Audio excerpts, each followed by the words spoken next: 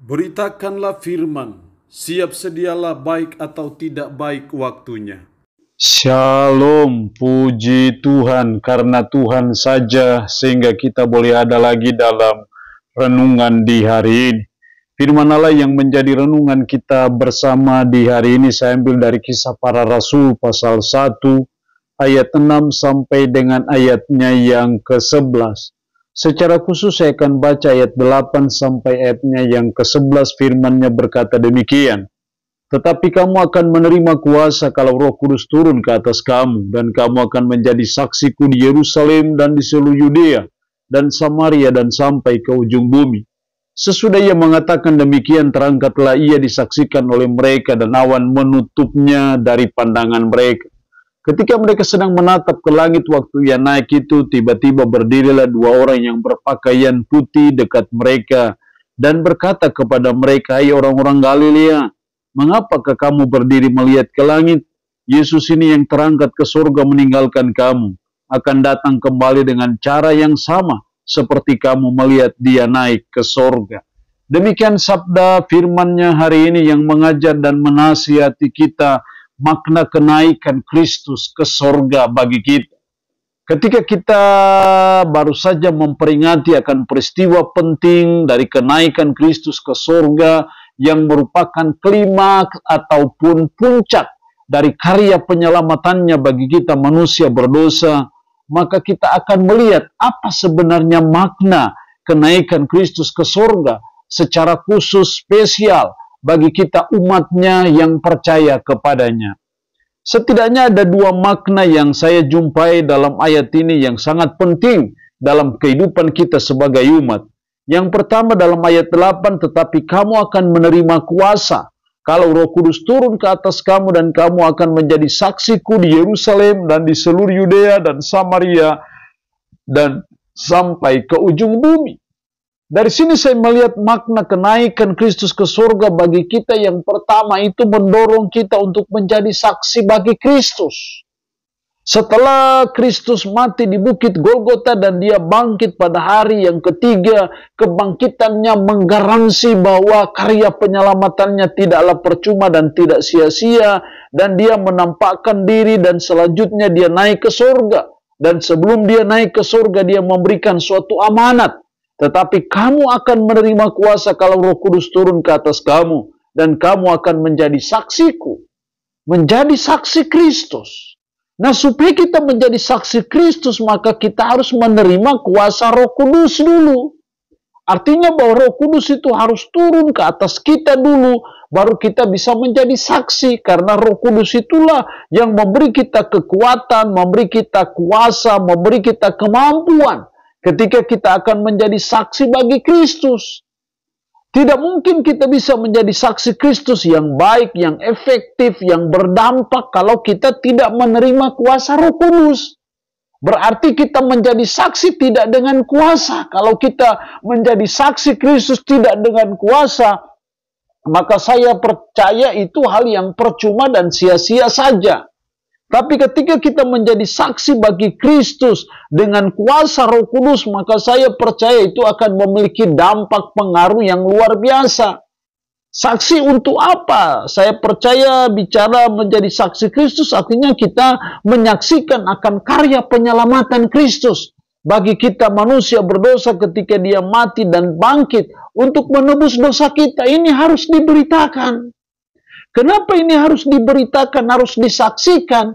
Karena karya penyelamatan Kristus di Bukit Golgota itu adalah karya ilahi bagi semua ciptaannya dan bagi semua agama apapun agamanya. Jadi karya penyelamatan Kristus di Bukit Golgota itu bukan untuk suatu negara tertentu, bagi suku tertentu, bagi orang-orang tertentu, bukan. Karya Allah itu tidak pernah untuk orang-orang tertentu saja, tetapi bagi semua ciptaannya. Nah, karena ini kita harus saksikan di Yerusalem, Yudea, Samaria, sampai ke ujung bumi. Berita tentang Injil, berita tentang karya penyelamatan Kristus bagi saudara dan saya, ini harus diberitakan. Walaupun tidak bisa dipungkiri mengalami tantangan yang luar biasa, baik tantangan dari dalam, tapi juga tantangan dari luar. dengan ajaran-ajaran Kristen progresif, bahkan ajaran-ajaran dari pelayan-pelayan tertentu yang juga seringkali menyimpang dari kebenaran firman. Tetapi kita punya tugas, yaitu menjadi saksi Kristus di Yerusalem, Samaria, Yudea, Samaria, dan sampai ke ujung bumi, menyaksikan tentang karya penyelamatan Kristus bagi kita manusia berdosa melalui salib dan kebangkitannya. Ini harus diberitakan. Apapun alasannya, apapun problemanya, apapun tantangan yang kita akan hadapi, kita tetap sebagai umat untuk menjadi saksi bagi Kristus. Kita tidak perlu takut karena kita ada kuasa Roh Kudus yang akan menolong kita, memampukan kita untuk menjadi saksi bagi Kristus. Itulah makna dari kenaikan Kristus ke sorga bagi kita. Yang kedua, maknanya ayat 10-11. Ketika mereka sedang menatap ke langit waktu ia naik itu, tiba-tiba berdirilah dua orang yang berpakaian putih dekat mereka. Sudah barang tentu ini pasti menunjuk malaikat. Dan berkata kepada mereka, ya orang-orang Galilea, mengapakah kamu berdiri melihat ke langit? Yesus ini yang terangkat ke surga meninggalkan kamu, akan datang kembali dengan cara yang sama seperti kamu melihat dia naik ke surga. Dia akan datang kembali dengan cara yang sama seperti kamu melihat dia naik ke surga. Ini suatu penghiburan bagi kita, mengingatkan kita akan pengharapan kita sebagai umat, sebagai orang percaya, dan pengharapan itu adalah berbicara mengenai dia akan datang kembali pada kali yang kedua. Dia bukan lagi datang seperti seorang bayi lahir di kandang yang hina, yang tak berdaya. Tapi dia akan datang pada kali yang kedua sebagai Raja di atas segala Raja, Tuhan di atas segala Tuhan, yang akan menjemput kita, gereja, Yesus Kristus yang beriman dan percaya kepada dia. Itu menjadi pengharapan kita, yang terus kita harap-harapkan akan kedatangannya pada kali yang kedua.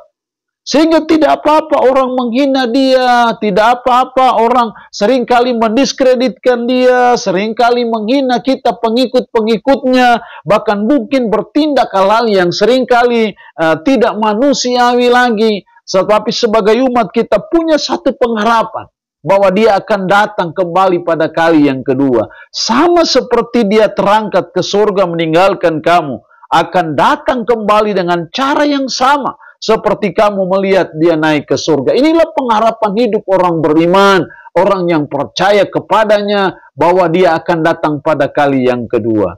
Allah yang punya firman ini memberkati kita dengan firman-Nya di hari ini. Amin. Mari kita berdoa. Puji syukur untuk kebenaran firman-Mu hari ini. Mengajar, mengingatkan kami kembali akan makna kenaikan Kristus ke surga. Mendorong kami untuk menjadi saksi bagi Kristus. Dan mengingatkan kami akan kedatangan Kristus yang kedua kali. Roh-Mu yang kudus tanamkan dan meteraikan firman dalam hati dan pikiran kami. Dan sanggupkanlah kami untuk bisa memperlakukannya dalam hidup kami sehari-hari. Hamba mohon berkat bagi umat-Mu yang mendengarkan renungan harian di hari ini. Yang sakit, hamba berdoa dalam nama Yesus. Tuhan lawat, Tuhan jamah, Tuhan sembuhkan dari sakit penyakit yang diderita. Terpuji-pujilah nama-Mu. Dalam nama Tuhan Yesus Kristus kami berdoa. Amin. Shalom. Tuhan Yesus memberkati kita dengan firman-Nya di hari ini.